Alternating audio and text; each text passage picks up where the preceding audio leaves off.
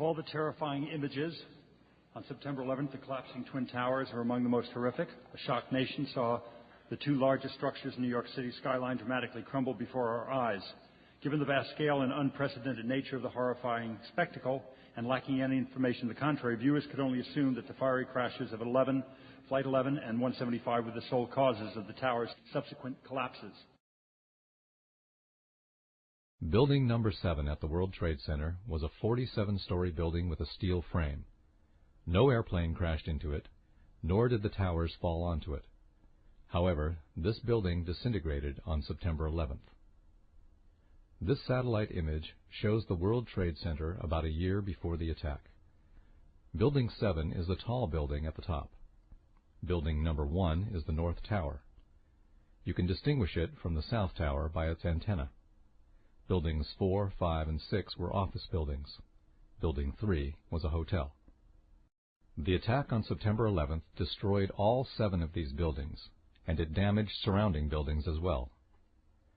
Here is a view from an airplane of the rubble of Building 7. The pile is very small. How did a 47-story steel building crumble into such a tiny pile of rubble? The Bush administration wants us to believe that fire caused it to disintegrate. Fires started in Building 7 at around 9 o'clock in the morning, a few moments after the plane crashed into the South Tower. These fires burned slowly all day. This photo shows the fires at 3 p.m. The fires are not easy to see because they are small, and the air is full of dust and smoke.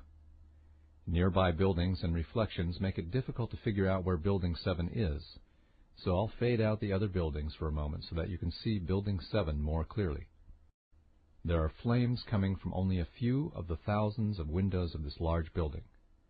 Most floors do not have fires, and those that do are burning in a few small areas only. Compared to other office fires, these are small. Why didn't the sprinkler system extinguish them? This photograph shows the rear of Building 7. This side of the building doesn't have many fires either. There are no fires anywhere along the base of the building. Incidentally, in the background of this photograph are buildings number 5 on the left and 6 on the right. Both of those buildings have very serious fires burning inside. The government has never bothered to explain how Building 5 ended up with such serious fires. Despite the fact that the fires in Building 7 were so small that the sprinkler system should have extinguished them, at about 5:30 in the evening, the building suddenly imploded and crumbled into a pile of rubble. How did a few small fires cause Building 7 to collapse?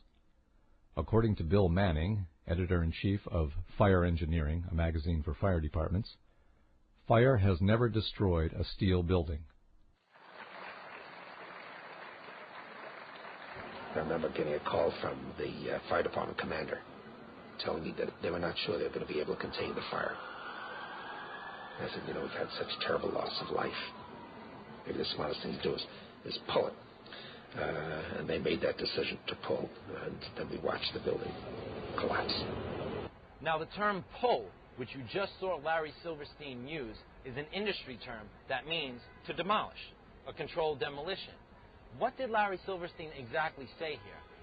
Did he say World Trade Center 7 was a controlled demolition? If so, is it conceivable that through all the melee and hysteria that was going on the morning of September 11th, a demolition crew could have came in and taken down World Trade Center 7 within 7 hours?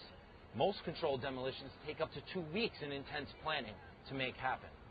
If this is the case, the only explanation that makes sense is that a controlled demolition was planned way in advance of September 11th, 2001.